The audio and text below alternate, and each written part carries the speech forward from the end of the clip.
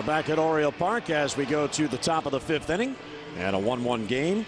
RBI double by Aubrey Huff, solo home run by Ryan Spilborghs of the Rockies. On this Sunday afternoon, overcast day, but the rain has stayed away.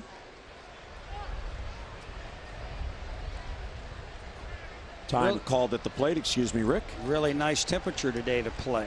Beautiful day to play, actually, temperature-wise. The sun's not shining, but it's nice and cool out there today, giving the guys a little break from the heat and the humidity. So it's a beautiful day out here.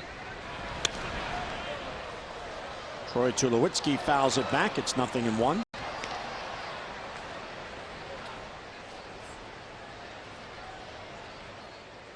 Tulowitzki's had a tough day against Bedard. He has struck out twice, and each time it was a called strike 3.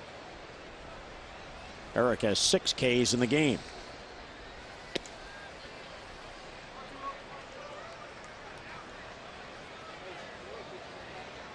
One run on 6 hits for Colorado. 1 run on 4 hits for the Orioles.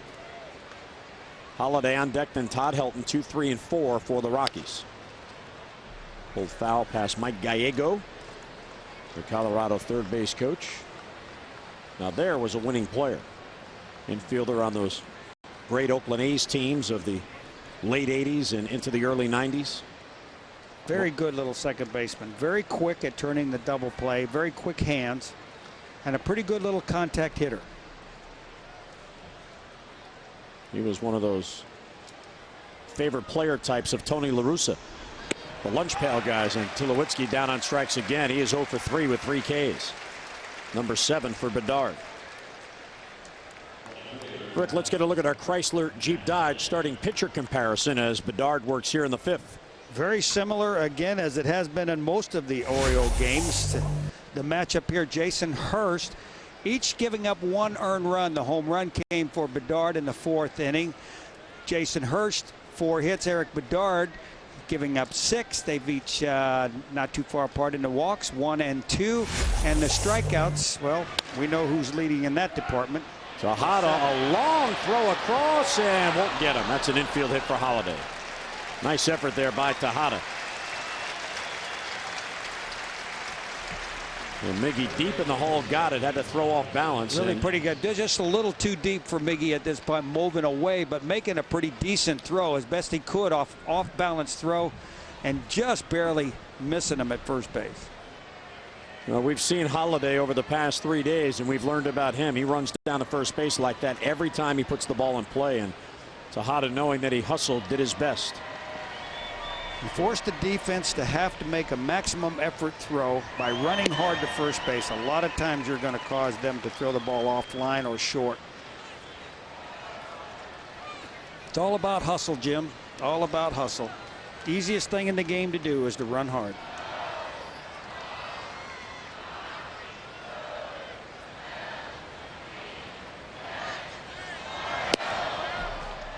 Well, so many things can happen positive in your favor if you do. I mean, you hit a ground ball to short, it might look routine, but you don't know if the shortstop's going to bobble it, right? So if you put hustle, pressure when you're running hard and you force that guy to have to rush and catch a ball and throw a ball, a lot of times they'll take their eye off it, they miss it, or they throw the ball wild, and you've got an extra base, and all you got to do is run hard. And it's only 90 feet.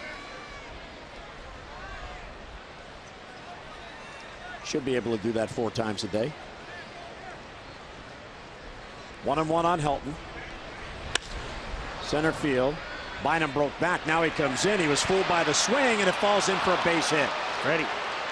And he gets it back into Tejada. Oh, there's a little bit of inexperience there. It was right off the end of the bat. He broke back on the swing, then realized it was going to fall in front, and he came in and couldn't get there. That's a tough break for Bynum and Bedard. You see it right here off the end of the bat. Finding the center field for, he doesn't get a good jump on it, falls in, but then not ready to throw the ball to third base.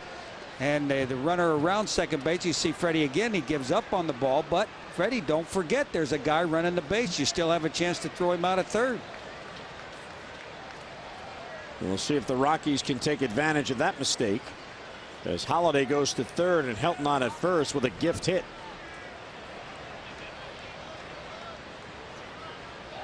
Here's Garrett Atkins, who has walked and struck out.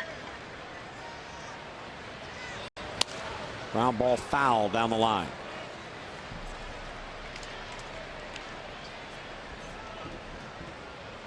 Yeah, Bynum compounded his misjudging that ball, Rick. I agree, by not alertly firing that ball in, because Holliday had the weight to make sure it would fall in, and he didn't get a good jump towards third base. There might have been a play. Well, you're not often going to make every judgment correctly like he did. Anybody who hasn't played for a regular amount of time can break the wrong way, break back on the other ball.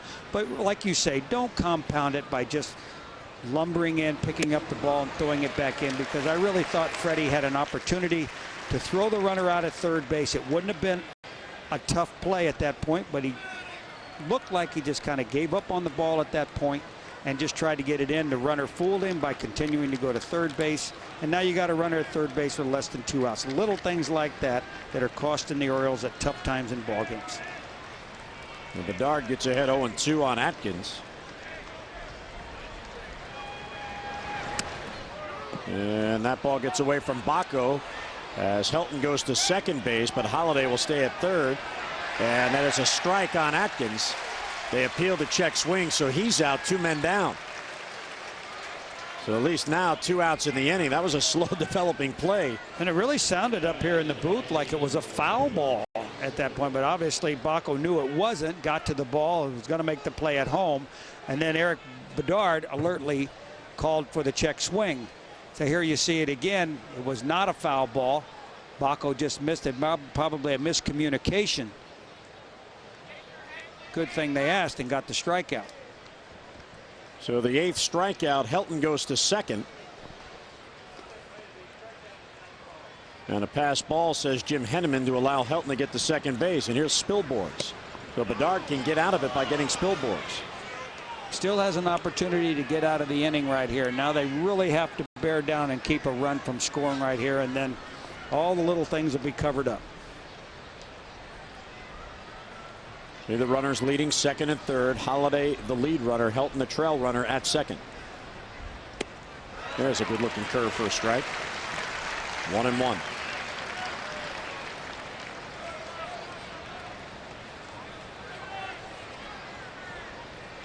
They've got Jeff Baker on deck, so you really don't have to come to Spielberg, who hit a home run. It's like you don't really have to come to anywhere near the middle of the plate in this situation when you've got a .218 hitter hitting behind it.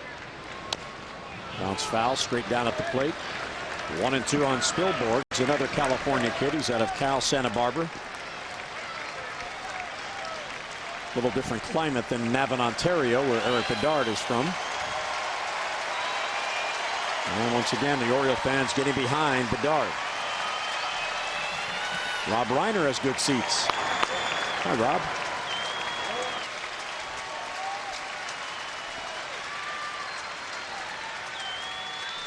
Well, 1-2 the count. Bedard shakes off Bacco a couple of times. And time requested at the plate. And they'll go through it again.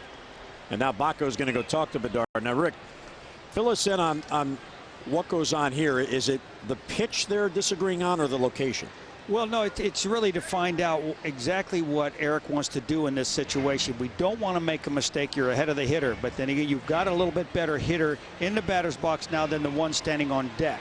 So you just want to make sure. And this is a good thing that the catchers have started to do with the Orioles now, is go out and talk over the possibilities of what you want to do before the damage is done, so that everybody knows they're on the same page.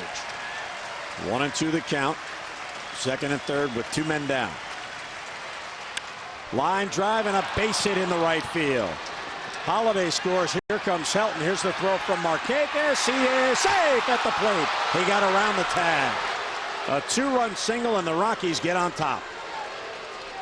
So they do take advantage of the extra out, and Colorado now has the lead.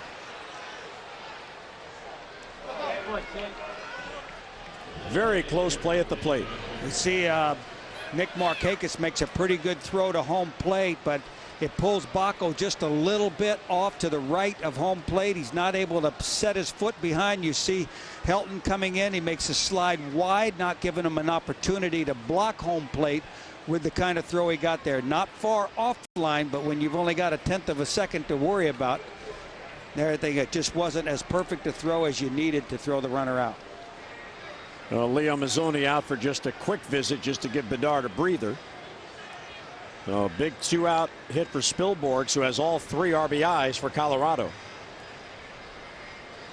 And activity now behind Eric Bedard here in the 5th inning. Scott Williamson, who has not pitched since last Saturday in Anaheim, begins to get loose. Here's Jeff Baker.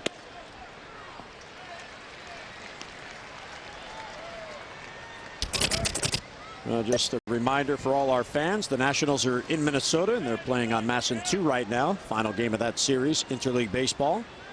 So if you're looking for the Nats, just click on over to Masson 2. Well, you got to give Spielberg some credit for the way he went about that at bat. If he had been watching this game the whole time, whenever Eric Bedard was ahead of these hitters in a strikeout situation, he's been going to the curveball a lot today. He looked curveball, he got it and drove it to right field. And that's what you got to do with that curveball down and away off of Eric Bedard. So you got to give him a little bit of credit right there. It's just in Eric's situation, when you're ahead 2 strikes and 1 ball in that situation, you do not, with first base open, have to throw a strike there. The pressure's all on the hitter in that situation. He may swing at a ball in the dirt, and that may have been what Baco was trying to get him to do when he was talking out there. He might have been saying, you know, let's throw this curveball down in the dirt and see if we can get him to swing. You got 2 pitches to work with in that situation. Fastball for a strike.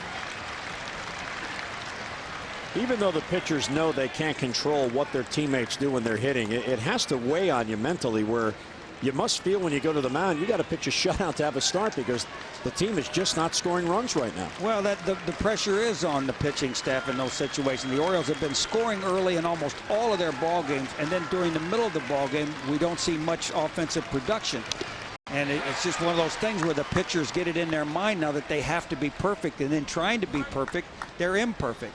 And they throw the ball down the middle of the plate. They'll get hit. They make little mistakes at times in the ball game where they don't have leeway to do so. Well, the foul tip as Baker stays alive.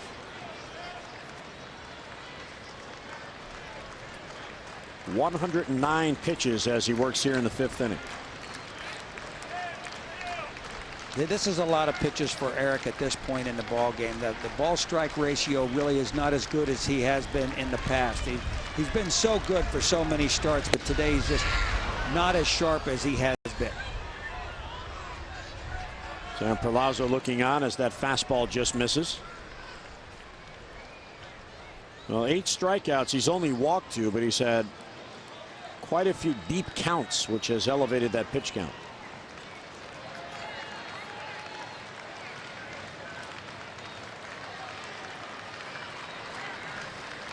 Well, 3-2 on Baker. Bedard checking Spielborgs. And it just missed, ball 4. Bedard asking Randazzo where that pitch was, and the umpire motioned it sailed inside. Sammy Snyder on the phone in the bullpen. As the bench checks to see how Williamson's doing. Really not much need to really turn around and check Spielborg at second base. Just worry about the side. He's not going anywhere with 2 outs. Man on second base. He's not going to try to steal third base in that situation, so don't even worry about it. Torrealba takes ball 1.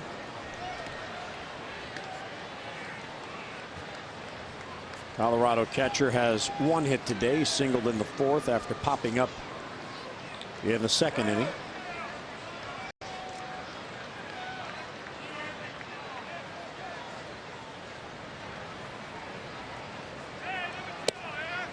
Low, ball 2.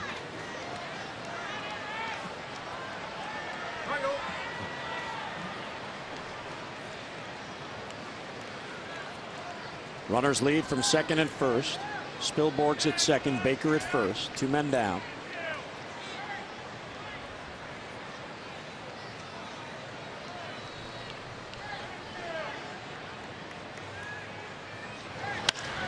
Right field slicing away from Markakis, but he will get there and put it away for the out. Bedard gets out of it, but the Rockies get the lead. 3-1 game in the 5th. Well, it's time for the details of the game presented by Sharp Aquos. And Rick, in the half inning, Freddie Bynum breaking back on a ball that fell in for a base hit. And here's some of the things that we don't see all the time. Here are a couple of veterans helping out the youngster on the bench. Well, they're talking about, the placement and what you have to look for off the bat of certain guys and what to do. And that says, I know Freddie Bynum has not had an opportunity to play center field very much. He jumped back on the ball and it fell in, but still no reason to give up on the ball. There's still plenty of baseball to be played after it falls in. You got people on base. You need to be sharp, as in Sharp Aquos, and watch the runner go into third base. And details of the game presented by Sharp Aquos. And what you like to see as Jay Payton swings at a slow breaking ball and misses is the leadership that Jay Payton and Corey Patterson showing there, helping out their less experienced teammate Freddie Bynum. Bynum and Patterson are the same age, but Patterson has been a regular where Bynum has been a backup in his career. They're both 27. Takes a lot of communication, Jim. A lot of communication to put together a good ball club. Helton in foul ground puts away Jay Payton, one away.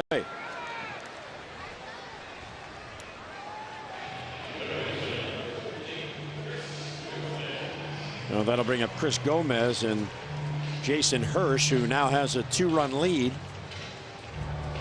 has retired 6 in a row. The Orioles have had a couple of chances in this game that really make life tough for them. They had a run in and runners on first and second and none down in the second inning. Could not score again because Hirsch was able to get a big double play ball off the bat of Payton. Then in the third inning, Bacco and Roberts singled back to back. Bynum tried to bunt the sacrifice, but he bunted into a force play at third. Roberts was then picked off second on what looked like a balk that wasn't called. And then Bynum was left stranded when Markakis popped up. So Hirsch has been able to get out of a couple of jams. One umpire aided and one the double play ball helped him. Hirsch has just kind of grinded his way through this ball game so far. Gave his team a chance to put some runs on the board. They did that. They took advantage of some of the Oriole mistakes, put a couple more runs on the board. They're not out of trouble by any means at this point, but they sure feel a lot more comfortable. Right to the shortstop, Tulowitzki, who gets a nice hop, and then with that strong arm gets Gomez, 2 men out.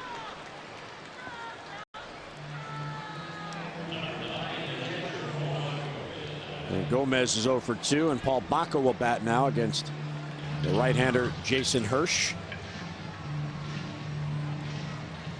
59 pitches. He's been very pitch efficient.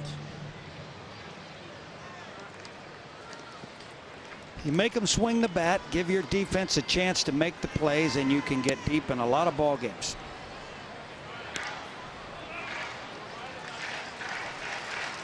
Bacco singled his first at bat.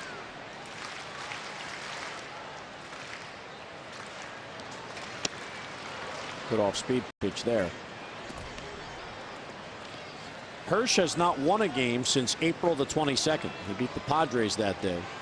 His last 8 starts, he's got 0-5.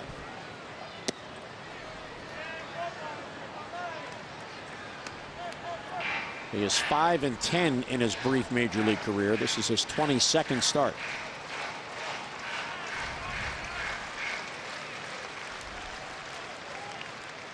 Colorado has out hit the Orioles 9-4. It's only 4 base hits for the Birds. Really a tough day, Jim. You know, you're missing 2 big bats out of that lineup. Hernandez now on the disabled list, catching a foul tip in the groin that has been so severe that they were forced to put him on the disabled list. He's been driving in a lot of runs for the Orioles per at bat. 4 RBI games. They could use some of that today, and Melvin Mora taking himself out of the lineup today. That's 2 pretty big bats that they're missing. And Corey Patterson not starting today because he has 1 for his last 20. And there's another base hit for Bacco. He's got a 2-hit game. So the Orioles get a 2-out base runner. Brian Roberts will come up with a man on. And fans, make your plans now to attend the official Cal Ripken Hall of Fame send-off. That is Tuesday, July 24th That night prior to the Orioles Devil Rays game, all fans will be treated to a special ceremony honoring Cal in his final appearance in Baltimore before he heads to Cooperstown for induction. In addition, the first 25,000 fans aged 15 and over receive a Cal Ripken 2131 bobblehead courtesy of SK. 888-848-BIRD or onlineorioles.com to get your seats. And today is Cal Ripken bobblehead day. The final out of the '83 World Series.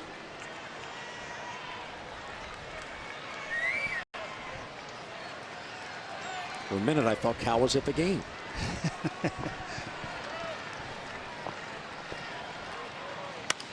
Roberts fouls it off. Bryant has been so steady on the year. He not only leads the Orioles in multi-hit games, he has 22. He has 8 3-hit games on the year already. It seems like this year when Brian gets a hit at his first at bat, he gets 3. Not just 2, but 3 hits.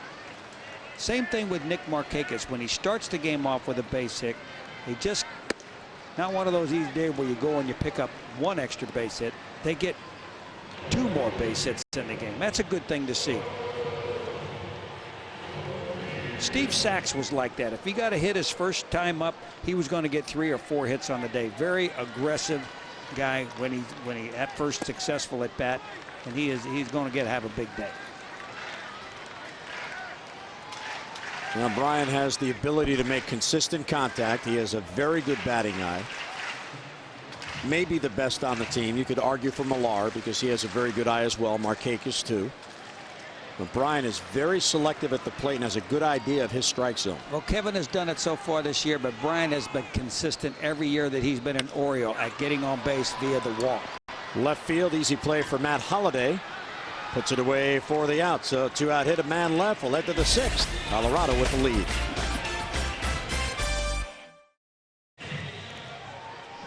Orioles baseball on Masson is brought to you by Southwest Airlines. With more flights to more places than ever before, Southwest is taking low fares farther. Visit southwest.com. By Geico, 15 minutes could save you 15% on car insurance. Visit us at geico.com or call 1-800-947-AUTO. And by Care First Blue Cross Blue Shield. New pitcher as we go to the 6th, and a lovely young lady enjoying candy at the game with Dad. I remember that age. Scott Williamson comes on. A little different around my house now. You remember when you were 2 No, years I old? mean when my kids were that age. Oh, okay. You know, now one's out of college, one's halfway through college. They're a lot different. The needs are different. Here's Scott Williamson, Rick, coming on in the 6th inning, replacing Bedard.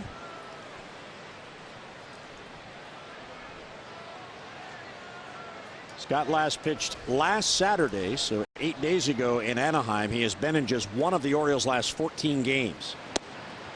And what Sam Perlaza needs him to do is throw strikes, keep it as is, and hopefully get at least 2 innings. We haven't seen much of him lately.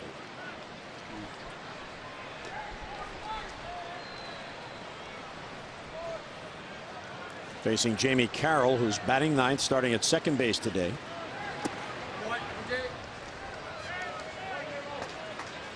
Well, the only player on the bench for Colorado we have not seen in this series is Sean Barker.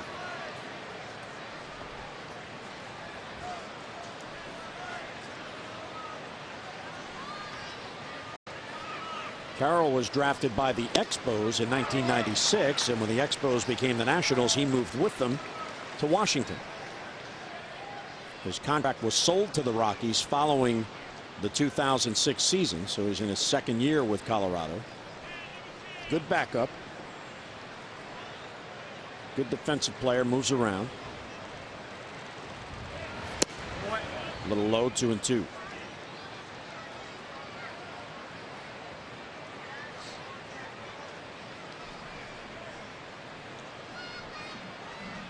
In the game in Anaheim on June the 2nd, Williamson's last game, he did work 2 innings in that game, and he allowed a run.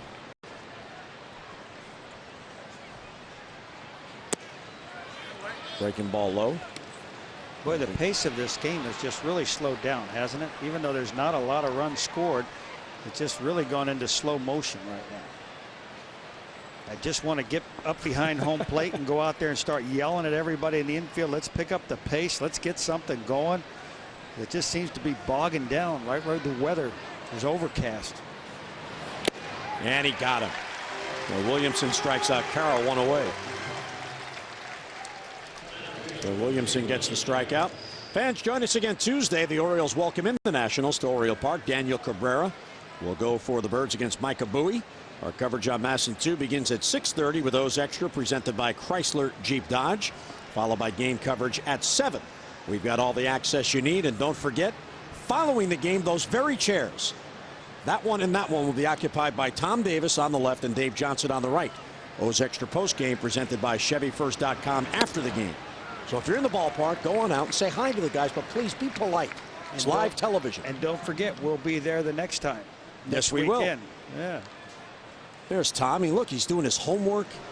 He's checking his list twice. No, he's not. Yes, he is. Look, he's deep in thought, doing his homework. That's what you like to see. Exactly what he may have a cheeseburger down there. He's studying that cheeseburger. That's what he's doing.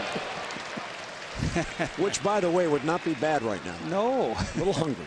I want one of those barbecue roast beef Boog Pal sandwiches. I'm losing confidence in your connections. You've been saying that for 3 days. You know the guy. Connection. That That's old the memory. I thing, forget. You know, he was a player. You were a player. Boog really loved us. He'd sent one up in every night. 1-2 the count. Well, let's get a look at our LoJack caught stealing. Willie Taveras tied for the lead in the majors with 8 caught stealing on the year, along with Jose Reyes. Of course, they run a lot. He does have 15 steals. Hey, Oriole fans, enter the LoJack caught stealing sweepstakes for your chance to win a 2008 spring training trip and other exciting prizes. Visit Orioles.com/LoJack to enter to win LoJack, the only stolen vehicle recovery system operated by the police. And a fly ball to left field. Jay Payton has it, and 2 men down. And Williamson has come on and has recorded back-to-back outs. Troy Tulowitzki now will bat. Troy Tulowitzki is very happy right now that Eric Bedard is no longer in the game. 3 strikeouts, I would be too. He would be going for the silver chalice right now. Been there once myself. And you know, to compound it, they spell it out for you on the scoreboard, what you've done on the day. And if he forgot, all he has to do is look up and he says, well, let's see, what did I do in the first inning? Oh, I struck out. What did I do in the second? Oh, I struck out. What did I do in the oh, I struck out again. Let me try something different. That is a tough day. I'm going to strike out swinging. And it's 0-1. In the first 2 games in this series, he batted 7th. Today, he moved up to number 2. Maybe he's feeling the pressure. You know, batting second, I got to do something. Well, maybe if we get him 2 strikes right here, he'll turn around to the umpire and say, well, listen, why don't you just strike me out asking. Ask for a strikeout. They put something else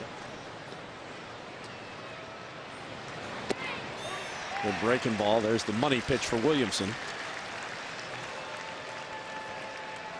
And a tough year for Scotty.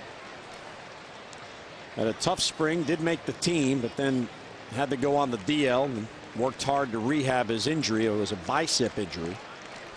Went down to the minor leagues to gain the arm strength back.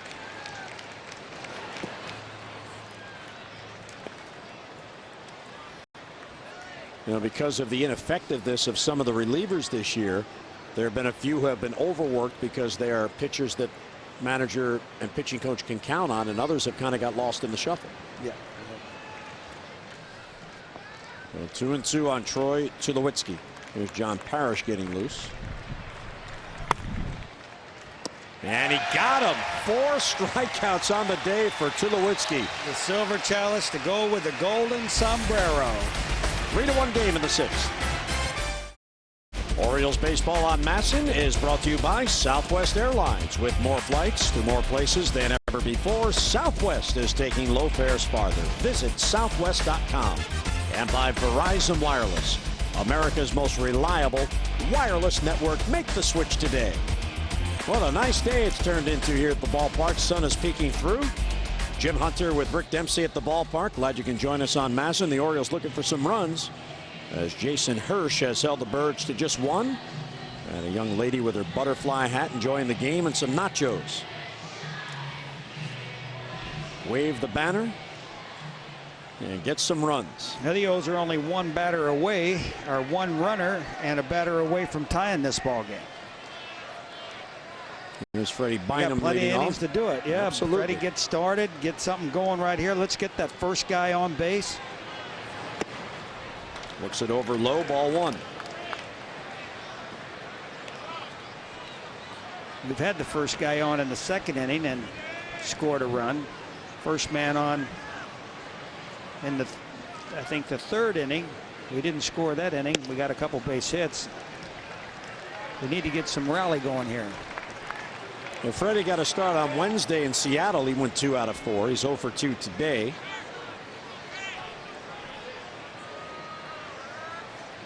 This is his 30th game appearance on the year. He gets a lot of that appearances pinch running and grounds it right to Helton for the out, 1 down. Going to look at our Nissan in-game box score for the Birds. Well, here you see Brian Roberts again picking up another hit. Miguel Tejada with a single. Aubrey Huff with an early RBI double in the game. And Paul Bacco picking up a couple of singles today. So not an overabundant amount of offense, but enough to get 1 run on the board. There's Nick Markakis, 1 out, nobody on. Tapper right back to the mound, nearly bobbled by the pitcher Hirsch, but he recovers and gets his man and 2 quick outs. Jason Hirsch is sailing along. Boy, at times like this, Jim, you kind of hope your hitters will go up there and make the pitcher pitch deep into some counts. You know, he's got to be getting close to his pitch count limit too. At that same time, make him throw some pitches, see something there, and give yourself the best chance of getting a good pitch to hit. You make those 1-pitch outs, and that just kills your offense. It kills the rhythm of getting back in it. Miguel Tejada batting now, 2 outs and the base is empty. Fastball too tight. Miguel singled and scored the Orioles' run in the second inning.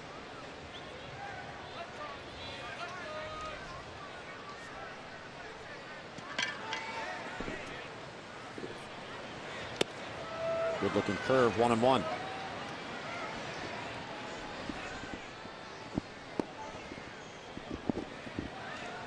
You have to give the Rockies some credit for making the trade that they did. And on the other side, the Astros for being bold enough to give up 3 players for 1 to get a player who would go into their rotation in Jason Jennings. That's a pretty good trade. When yes, you, it is. When you give up yes, 1 pitcher from your rotation, you get 3 back that are on your 25-man roster. 1 starter, 1 reliever.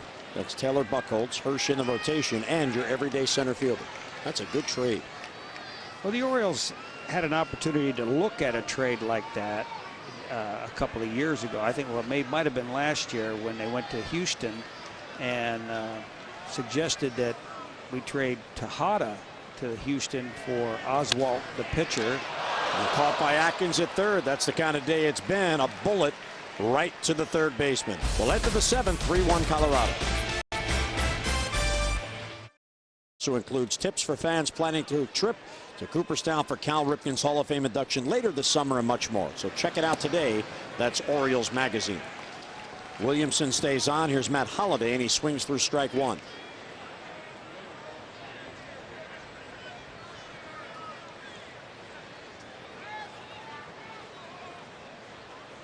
Holliday has 2 hits. He's also walked.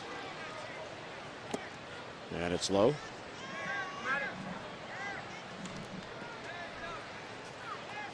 Holliday was held in check in the first 2 games in this series. But he's been on base all 3 times today. Parrish still up in the bullpen just in case. Lefty on deck is Helton. There's Todd Helton, the cleanup hitter for Colorado. Scott really has a tough time getting his release point. He hasn't been out there in a while, falling off to the left quite a bit, making it very hard for him to find a release point and get his pitches into the strike zone where he would really like.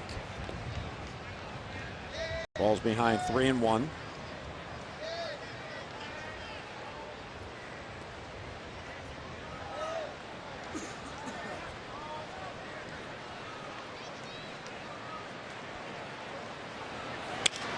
And fouled back. Sounded like he might have broken his bat. Nope. Matt Holliday is a good young hitter. 27 years old in his 4th season. Drafted back in 1998 out of Stillwater, Oklahoma. He just keeps getting better and better.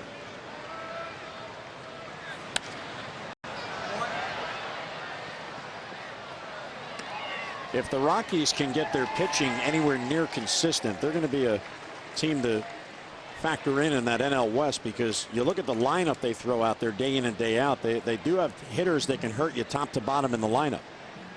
Well, they have that big right-handed hitter in Matt Holliday. They've got a pretty good left-handed hitter in Todd Helton, one of the best in the National League every year that he's been there. So they got the ingredients there to put together a pretty good offensive ball club. You're right. They just need some consistency out of their starting staff, and they're going to be a team to contend with in that division. So to look at the Nissan in-game box score for Colorado. And you see Matt Holliday has a couple of hits. He's also now walked twice. He has scored a run. Todd Helton picking up a couple more singles today. And Ryan Spilborg with the big one. He's got a single and the home run that tied the ball game. He's got 3 RBIs. Got that double to right field with 2 men in scoring position. He counts for all of the runs for Colorado today. Williamson leaves. Parrish coming on. A 3-1 game in the 7th. Log on to Orioles.com. You can cast your vote for the 2007 Major League Baseball All-Star Game with the 2007 All-Star online ballot. You can vote up to 25 times each time you visit for your favorite Orioles. So vote early, vote often. For Miguel Tejada, Nick Markakis, Brian Roberts, Ramon Hernandez, and more. Plus, when you vote at Orioles.com, you can also enter to win a VIP trip to the game in San Francisco. Orioles.com today and start your voting. Because you know they're voting in other cities. Why does it seem like Todd Helton has had about 8 at-bats today? Every time you look down there, Todd Helton is hitting. Well, they're using a 6-man lineup today. Oh, I see that. I didn't know that was allowed. Maybe it's a National League thing that we're not used to. Well, he's had a good day. He's been on base twice. He has scored a run.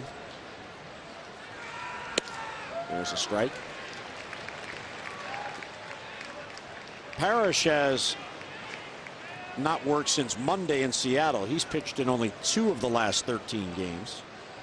And again, that's a situation where if you're not pitching well, and John is not, your number doesn't get called as often from the pen.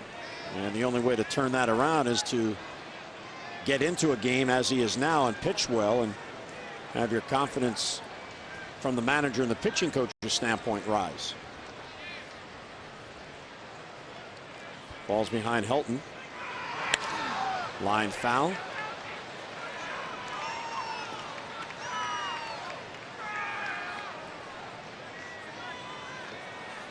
John was talking a little bit in the clubhouse today. We went by and I talked to him about, the difference of the way he pitched early in the season and lately. And he talked about being in such a good groove with his breaking ball and his fastball, those 2 pitches right there, and being able to use them at any time in the count. But then he's talking about it, his job and his role in the bullpen being up 12 days in a row and getting in 2 ball games is just kind of throwing him off a little bit at this point. So he's trying to figure it back out again. But boy, was he outstanding. Bouncer over the head of Millar into right field. That's a base hit, and that'll send Holliday to third. Oh, that's a tough break for Parrish. He made a good pitch, but it just bounced over Millar's head. kind of hit a hard spot right out there in front of home plate and got over. So today, Helton has had a couple of lucky base hits. The center fielder breaking back behind him, and then right here you see it again. It bounces on that hard dirt in front of home plate over Kevin Millar, who was drawn inside the bag, and right over his head. Not much chance. Kind of a futile effort on his part, 15 feet over his head trying to jump for that ball. If he's back without a runner on, he might have a chance. Here's Garrett Atkins. There's a strike. Fastball right in there. Orioles up the middle look like they'll go for 2. Tejada is maybe a step closer than double play depth. The Roberts is double play depth. Left center field. Here comes Jay Payton. Runner will tag. Payton has it, and the runner bluffs coming home. Good play by Payton. He was able to time that to get there, so his momentum would be coming towards the plate. Big out and 1 away. Now a double play ball can get you out of it. One good thing you see about Jay Payton, when he gets an opportunity to throw in a situation, he usually gets himself on good balance. He doesn't have the strongest arm you want to see out there in the outfield, but he gets himself in a good position to throw the ball, and that stops a lot of runners. Very important. And we'll see if the Rockies go to some kind of a play here. If they send the runner in motion at first base, Todd Helton. Mike Gallego did flash some signs, so Clint Hurdle sent something in there. Here's Spilborghs. He's had a big day, and he takes it low. Nice block by Baco.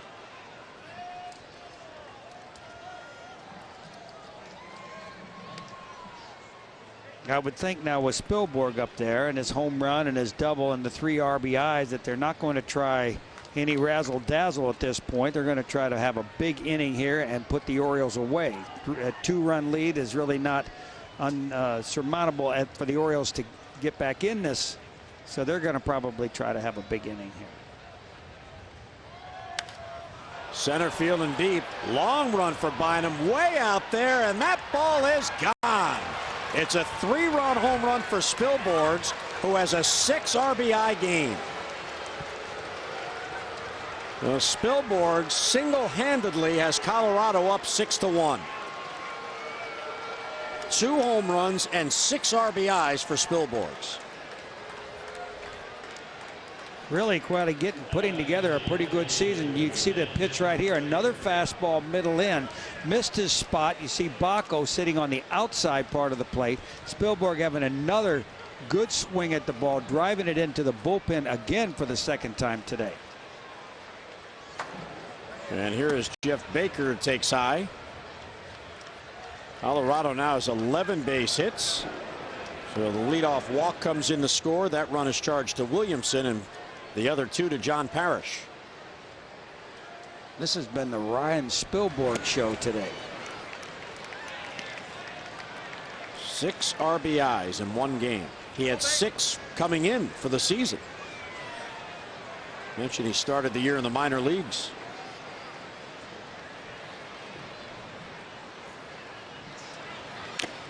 Fouled off the mask of Baco.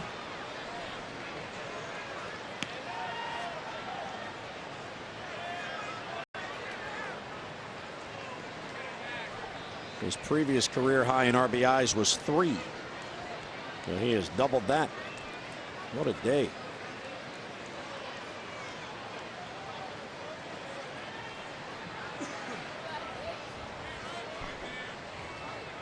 Well, 1-2 on Baker. And he got him. That is the 2nd out of the inning. First strikeout for Parrish. You know, the Orioles have really had a very good day striking out Colorado Rockies today. I think it's their 11th strikeout of the day. In that respect, they're having a pretty good day.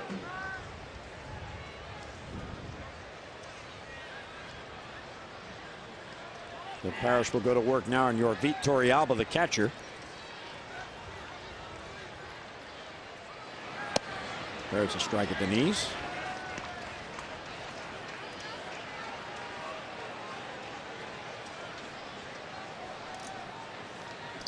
Torrealba has 1 hit today.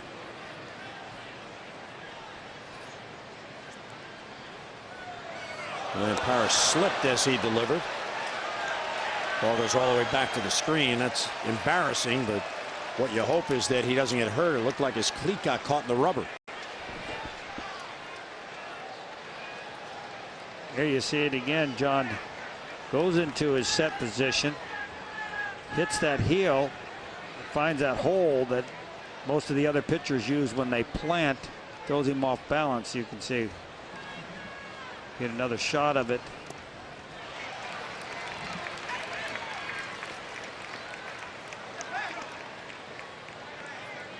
The Rockies team record for RBIs in a game is 8.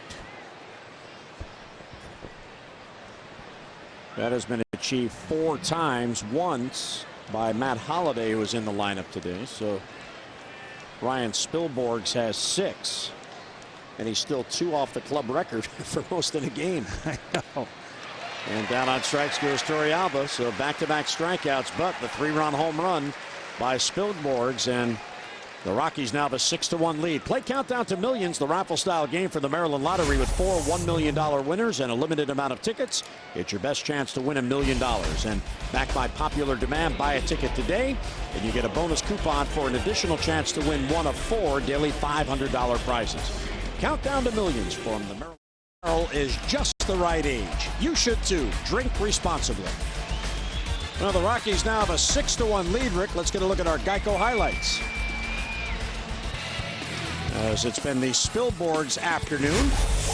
In the Geico highlights today, Jason Hurst, 6 innings. So far, 1 earned run, a single. Spilberg. It's been the Ryan Spilberg show all day today. Bedard, 5 innings pitched. He had 8 Ks today before he left the game. RBI for Huff. But today has been all Colorado Rockies. Ryan Spilberg with a home run in the 4th inning and an RBI, a double and 2 RBIs in the 5th, and as we just saw, his 2nd home run of the day with 3 RBIs in the 7th.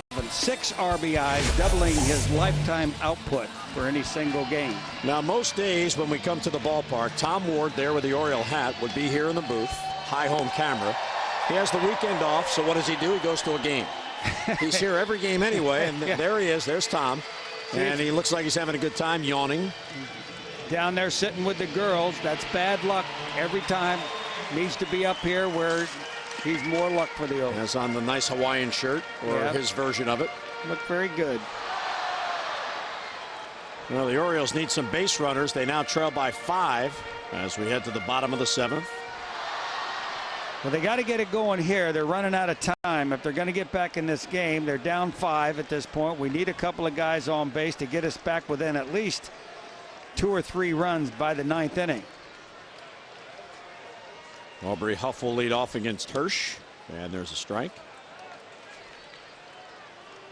Aubrey has extended his hitting streak to 6 in a row. He's 1 out of 2 and has the Orioles' lone RBI. Ground ball towards 3rd. Garrett Atkins will get Huff, and 1 down.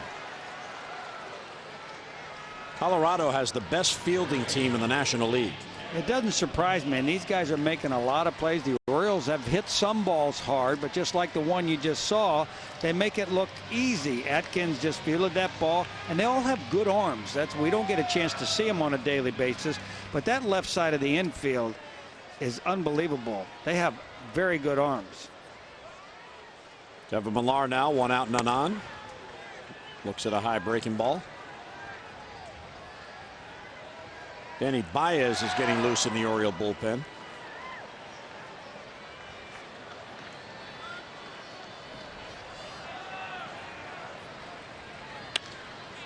Fouled off to the right.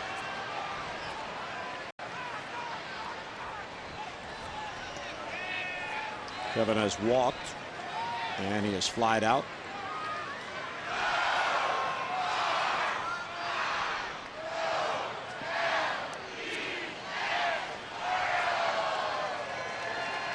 Colorado has out-hit the Orioles 11-5. And the Birds, since the 4th inning, have had just 1 base runner. They had chances in the 2nd. They did get 1 run, but Hirsch got out of a bigger jam by getting a double play ball. Then in the third, the Orioles had first and second and nobody out, and Freddie Bynum trying to sacrifice bunted into a forced play at third, and then Roberts was picked off second base on what he thought was a balk that wasn't called. Millar to right field for Spilborghs, and 2 men down. But since the beginning of the fourth, 12 batters have come up, and Hirsch has retired 11 of them. Only Baco's single in the fifth. Standing in the way of 3 up, 3 down every inning since the beginning of the fourth. This is one of those kind of games, Jim, where you're just hoping that somebody gets a base hit or a walk. You get a couple of guys on, and then somebody pops one for you, hits a home run, picks up 3 runs in the process, and gets back into this game. But that's the area that the Orioles have really struggled in the most, is hitting home runs and picking up runs real easy. They get rallies going. They have to get 5 or 6 hits to get back in the game. There's a bouncer to second. Payton is hustling, but Carroll throws him out. So 3 up, 3 down go the Birds. We'll head to the 8th. 6-1 Colorado. Well, it's time. Get out your phone, text in your vote for the AT&T Player of the Game. Here are the candidates: Jason Spilborghs, Jason Hirsch, or Paul Baco. Baco's got a couple of hits. Text in your vote now and have your voice heard. ABC to Orioles 674-653.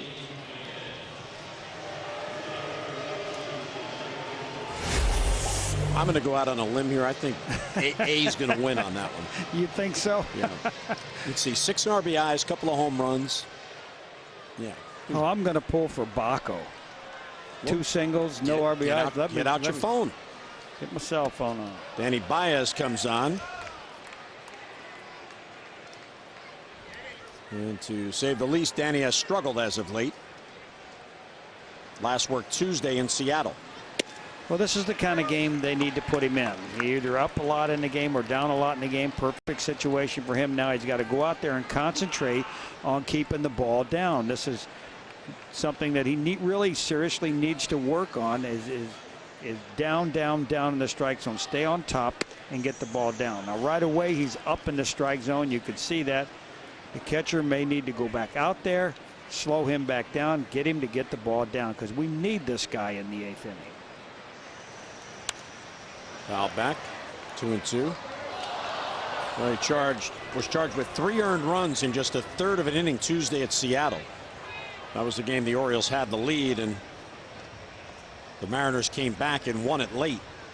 He gave up a hit to the first batter that he faced after a line drive finished off the 6th inning in that 7th inning. There's a bloop to right. That's going to fall, and that's a base hit. It's a fair ball. Markakis plays the carom, and the throw will be cut off by Brian Roberts, so it's a leadoff double as Jamie Carroll doubles. Well, fans, don't forget Wednesday, June 13th, the Orioles and Nationals square off in an interleague matchup at 7:05. The first 20,000 fans 15 and over receive a replica Orioles hat courtesy of DAP. Tickets start as low as $9. For order, call the Birds 888-848-BIRD or online Orioles.com, and coming out to Camden Yards and support your O's. It's a good looking hat. We were talking about Danny Baez up in Seattle, and after that first base hit, he ended up walking the next 2 hitters on 8 straight pitches. So something's going on out there. He is really just not himself at throwing the ball over the plate, and ended up giving up 3 runs the last outing up in Seattle. So a runner at second base with none down, and the leadoff hitter Taveras is up.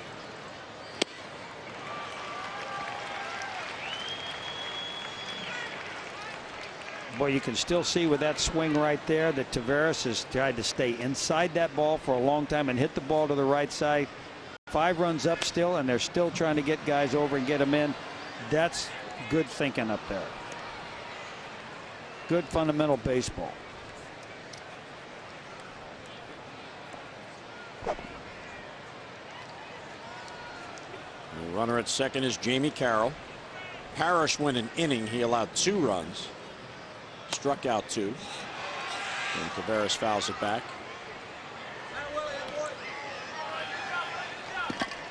Oriole pitching has now struck out 12 Rockies. Eric Bedard at 8. Scott Williamson 2. John Parrish 2.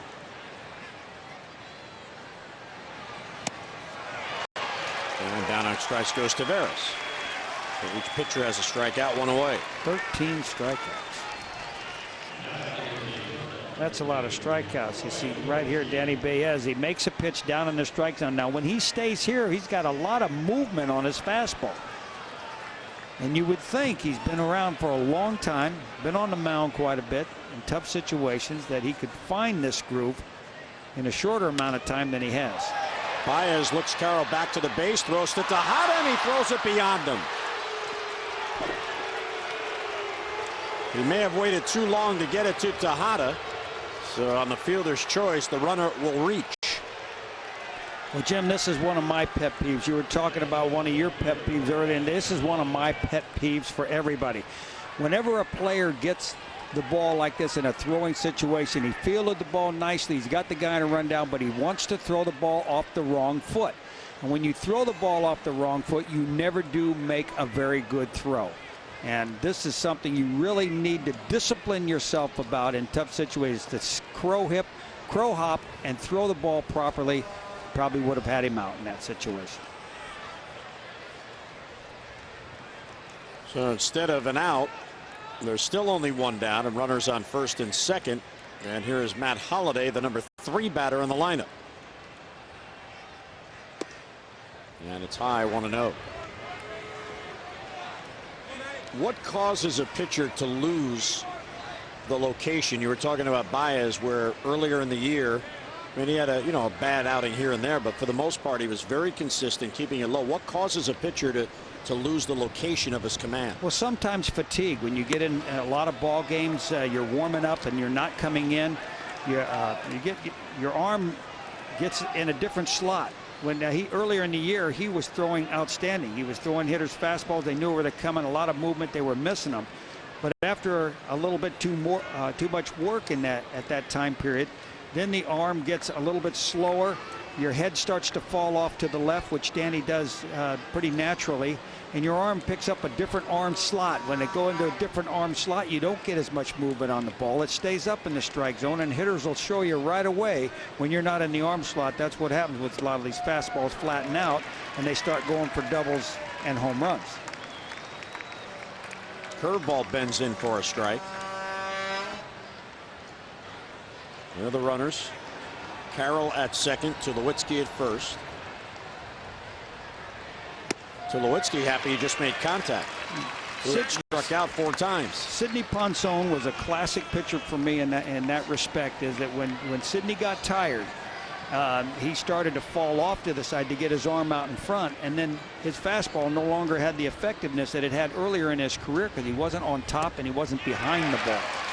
Well, he comes back to get Holliday for the second out. And there again, you see that fastball down in the strike zone on a lot of movement and not able to catch up with that ball, not able to stay on it. This copyrighted telecast is presented by authority of the Baltimore Orioles and may not be reproduced or retransmitted in any form, and the accounts and descriptions of this game may not be disseminated without the express written consent of the Baltimore Orioles. Hi. Here's Todd Helton. There's a strike. Now this would be a big bounce back inning for the confidence of Danny Baez if he can get out of it, because his own fielding mistake has caused this inning to continue. But he has 2 strikeouts and he looked very good facing Taveras and Holliday. No, and there you have it, Jim. Once you get command of the fastball, the 2-seam fastball that he seems to be having so much trouble with, and he keeps it down in the strike zone, look what happens. Hitters go after that pitch. It disappears on them. So it's just a matter of getting command of that one pitch, getting the arm slot to throw your fastball down. It looks like he's now found a little bit better groove than he had to the first hitter of the inning.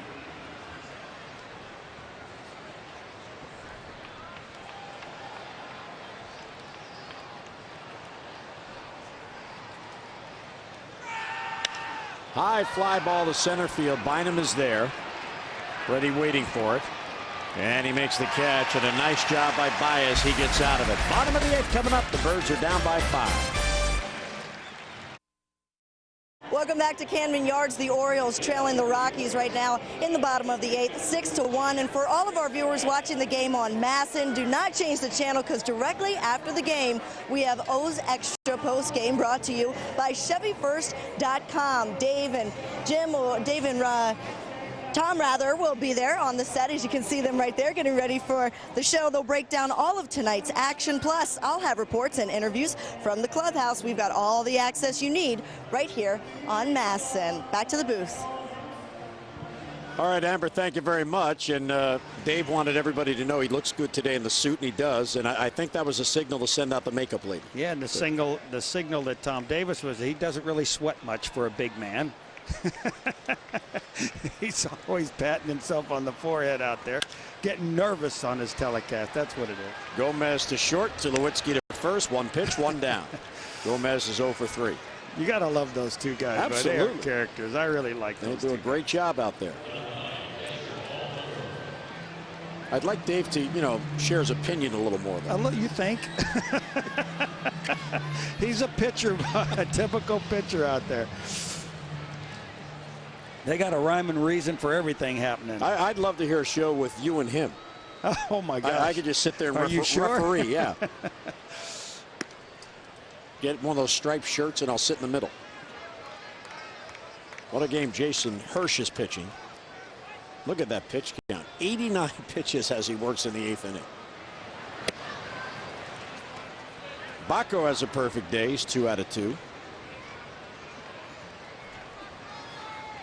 With the day off tomorrow, Sam Perlazo electing to catch Baco day game after a night game. He hasn't been catching all that much. Ramon Hernandez, prior to his injury, was doing the majority of the catching.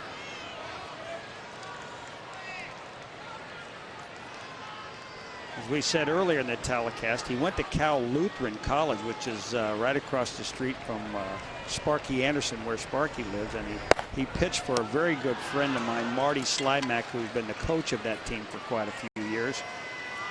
And you don't see them produce very many players, but boy, this guy right here is a keeper. You got a quick shot of the bullpen. LaTroy Hawkins, the former Oriole, getting loose, as is Tom Martin, the left-hander. There's Hawk.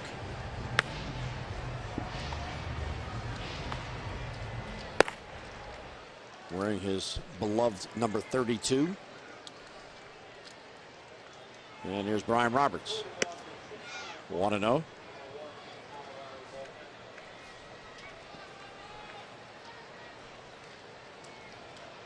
Brian has 1 hit on the day.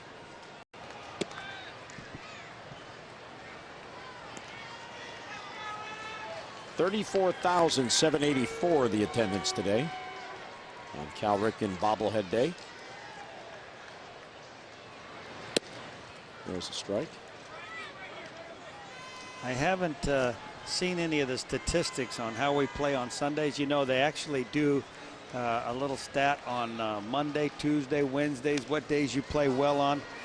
I know that we're probably in a pretty good tailspin right now on Sunday baseball, are we not? Well, we'll have to check, because now I'm curious.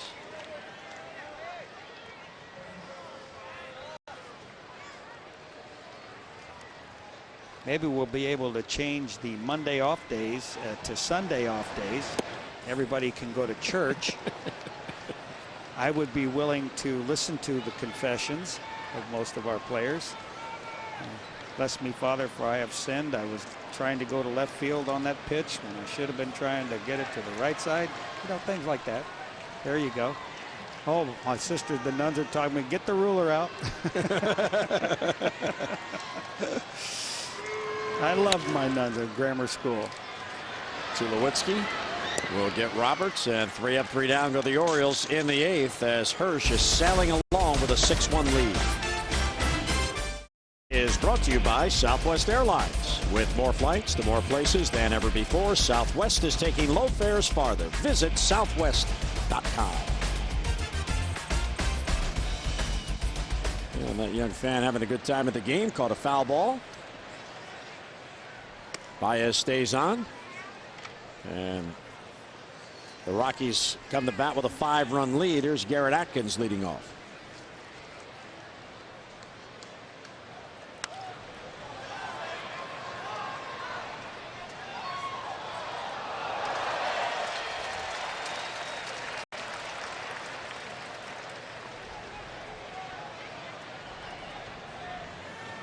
Okay, this is the 9th Sunday the Orioles have had a game. They've had one Sunday game rained out.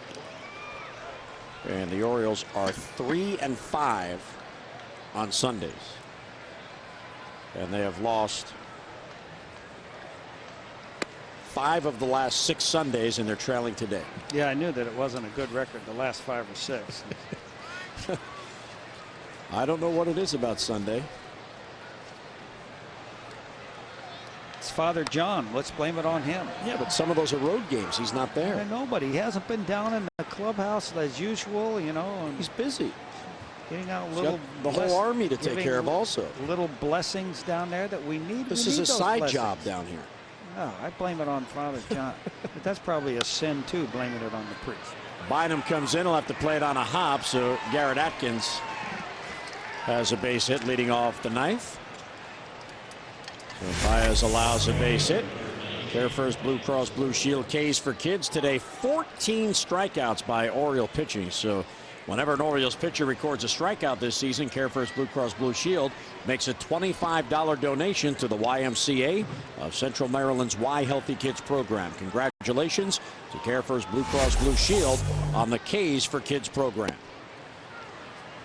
Well, that's a very productive day. Oriole pitching has struck out 14 batters. That's $350 just today.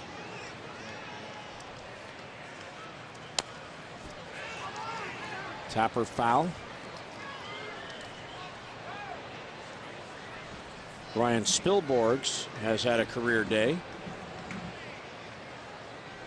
Solo home run in the 4th. Two-run single in the 5th, then a 3-run home run in the 7th. He is driven in all 6 Colorado runs.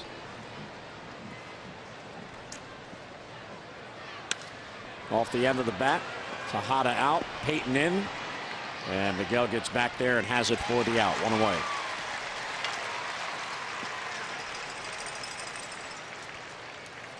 For the Orioles in the bottom of the 9th, Bynum, Markakis, and Tejada are due up.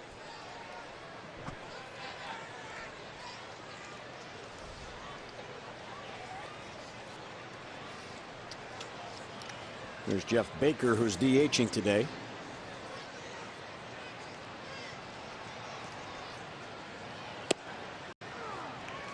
Colorado has just 1 complete game on the year. Aaron Cook throwing that complete game. So Hirsch 3 outs away from that, and it appears he'll have a chance because the Colorado bullpen is silent.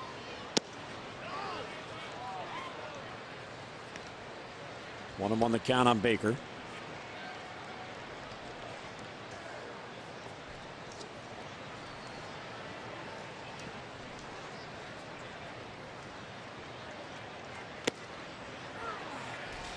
In his minor league career, he had 2 complete games in 83 starts. So he is trying to pick up a rare complete game if he can do it. Mounts towards the middle. Tejada can't get it. There's another base hit. So 2 on with 1 man down. Well, the AT&T player of the game decided by our viewers is Ryan Spilborghs. 57% of the vote. That's what a 6 RBI day gets you. Text in your vote every game. Vote for the AT&T player of the game. See, you swayed the vote. I did. You sent the love to your former catcher. Jimmy, that's what they call it, loyalty. That's our guys up there. There's nothing to do with the catcher fraternity, right? Yes, that's true. Not at all. Baez calling time. He has to change the signals with Baco, and he was unsure, so he calls Baco out. Baez has now allowed 3 hits.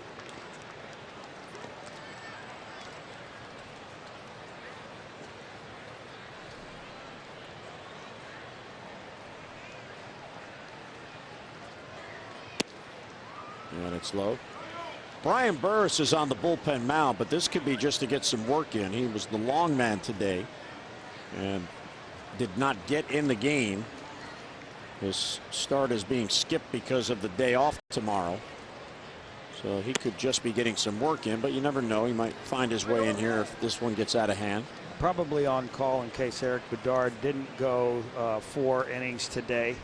And Brian would have been called on to pitch long relief, and that's it. The Orioles don't have really what you'd call a long relief guy at this point. So now just getting some throwing, because I doubt that they would use him in this situation, being the top of the 9th inning. I'll let Danny pitch out there and pitch out of some of the problems that he's been having lately.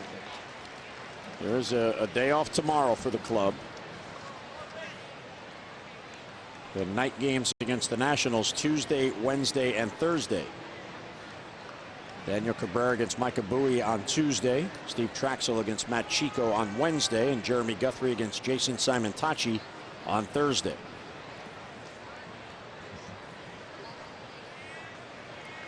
We'll have those games for you on Masson 2. Hit towards short. Tejada. Roberts one, back to first, and there's a double play, and Baez gets out of it.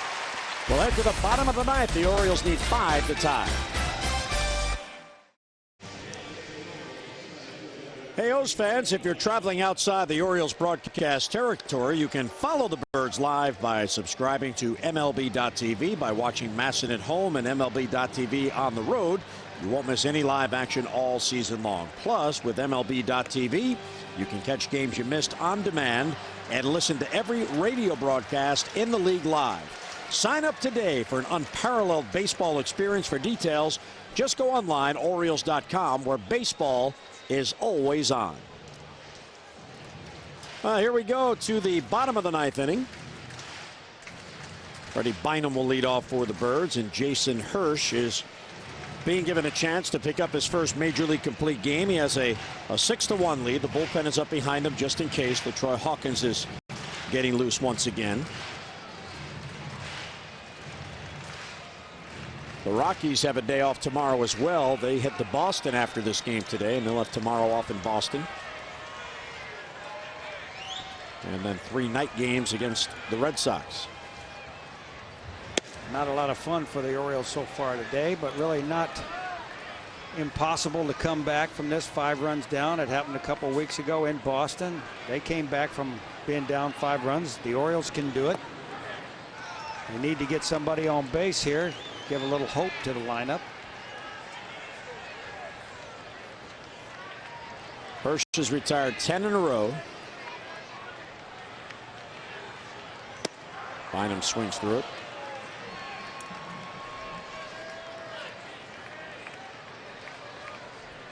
And he has retired 17 of the last 18 batters to come up. Bynum getting a start today in center field is 0 for 3.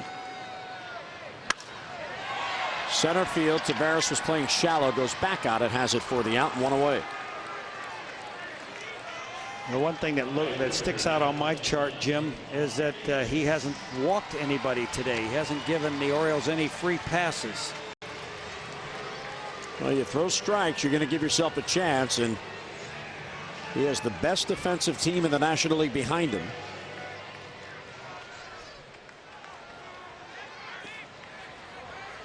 And he has been around the plate all day. Here's Nick Markakis. Nick is 0 for 3. He has a 6-game hitting streak on the line.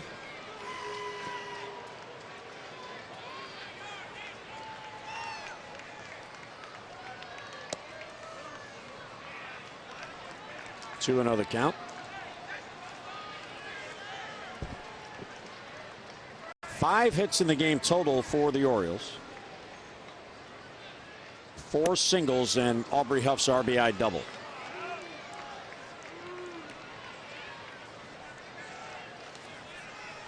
There you see it again, too. The Orioles jumped on the board early again, Jim, and just kind of fizzled in the middle of the game, and now struggling to get back into it in the 9th.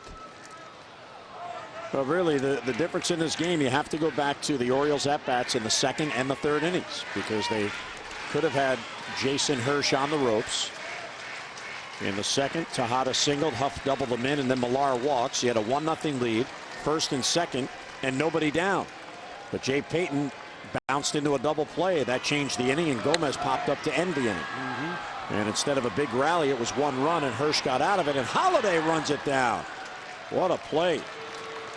Well, Markakis is retired for the second out. And you go back to the third inning too, and you get Baco, and then that. Well, let's go back and see this play here. Good run all the way to the fence in left field. Holiday keeping good concentration. Got enough room to work in foul territory there, and hauls it in.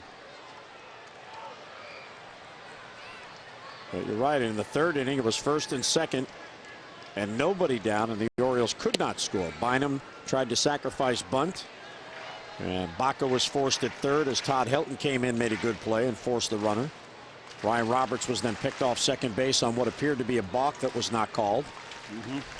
And then Markakis popped up, and that ended that inning. So back-to-back innings, the first two men reached, and the Orioles managed one run. That's really where the whole game changed around. In those two innings right there, have the Orioles put on 4 or 5 runs in that inning, then they probably would have gotten into the bullpen and had a whole different day altogether.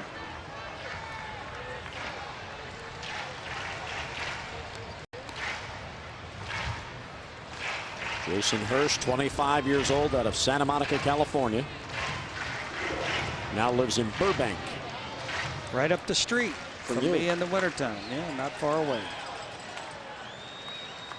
I might come visit you this winter. You can anytime. You've got your whole room for you. Thank you. 2-2 on Tejada. You're not seeing enough of me now. That'll be okay. That's fine. Okay. I enjoy seeing you. Just wanted to make sure. Okay.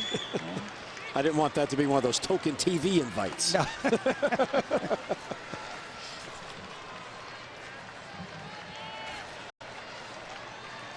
2-2 on Miguel Tejada. Birds down to their last strike. Ball 3.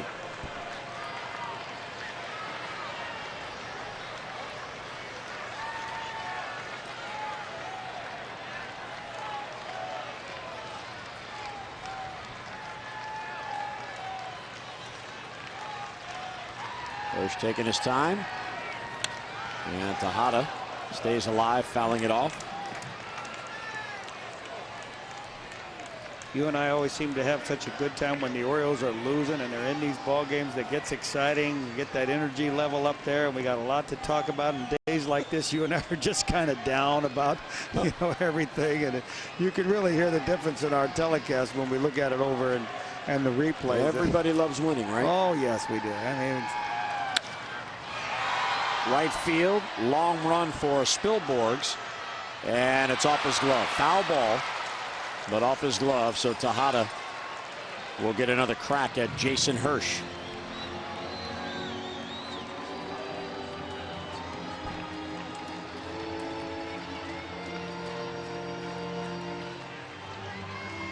Hey, Rob Reiner's still there, Rick. See, there's a real baseball fan. He wants all 9 innings. And a nice visit with Rob earlier. What a nice man. There's his son, Jake. if he doesn't start bringing a little more good luck with him, we're just going to have to ship him off to Boston or someplace. Full count on Tejada. Tejada, left center field. Taveras and Holiday. Who's it going to be? It is Taveras, and he has it for the out. And Jason Hirsch has his first major league complete game. What a job by the right-hander. He retired the final 13 batters in the game, and the Rockies get 2 out of 3.